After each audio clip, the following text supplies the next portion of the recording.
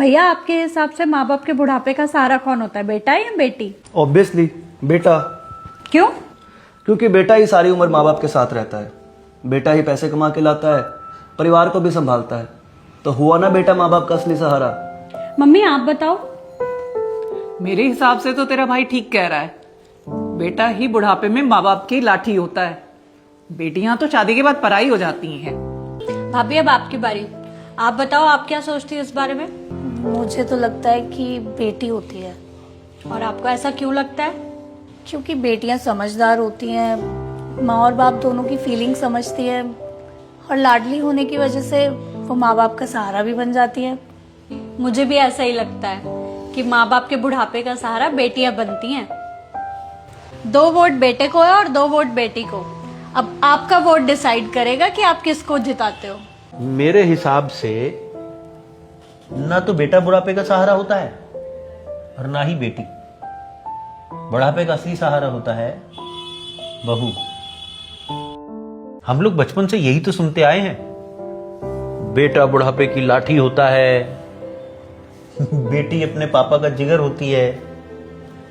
लेकिन जिंदगी की जब असली सच्चाई सामने आती है तब पता लगता है कि बुढ़ापे में जो सबसे ज्यादा साथ निभाता है वो बहू होती है। बहू ही वो होती है जिसे सास ससुर की रोज की आदतें, उनकी पसंद नापसंद, उनकी रोज की दिनचर्या धीरे धीरे सब याद हो जाती है।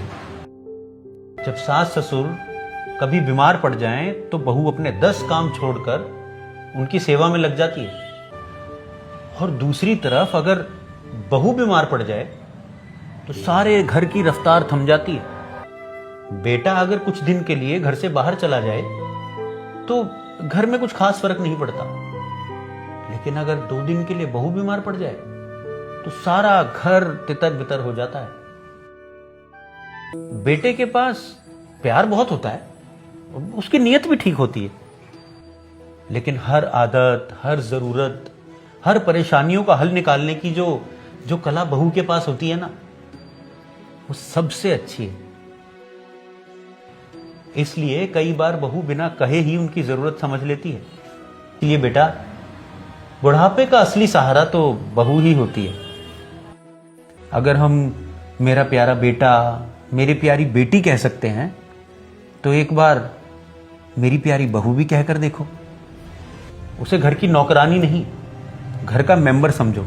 अरे वाह पापा, आपने तो सबको क्लीन बोल्ड कर दिया।